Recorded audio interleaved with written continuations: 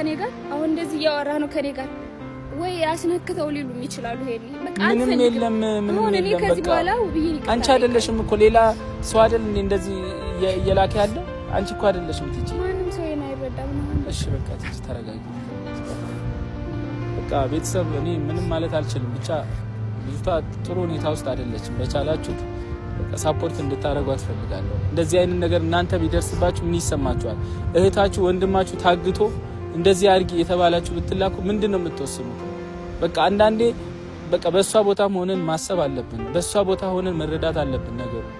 እኔ ውስጤ በጣም ነው ያዘነው። ብቻ በአጠቃላይ ትጂ ተረጋጊ። እኔ በቻልኩት ትዳሬ ለመመለስ እሞክራለሁ። ካልሆነ ደግሞ ምንም ማድረግ አልችልም። ግን ደግሞ እህትሽን በቻልነው ተረባርበን ምናምን እኔም ተበዳድሬም ቢሆን ከሰዎችም ካገኘው ትዳርሽ እህትሽ ጋር ላገናኝሽ ነው። እኔ በቻልኩት እንደዛ ነው።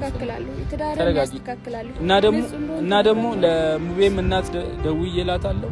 የሙቤም እናት ሲመጡ በቃ ሙቤ እጅ ላይ ያለውን እንዴትም ብለን ማውለቅ አለብን። ያ ነው የሚሰማኝ።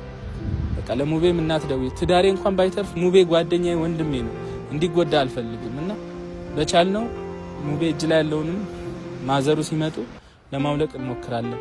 በአጠቃላይ እኔ ምንም ማለት አልችልም። ብቻ በጸሎት አስቡ፣ በዱዓ አስቡ። ሙስሊሞች እወዳችኋለሁ። ሰላም ነው። ትዩ ነገር አለሽ? ሰላም ነው ቤተሰብ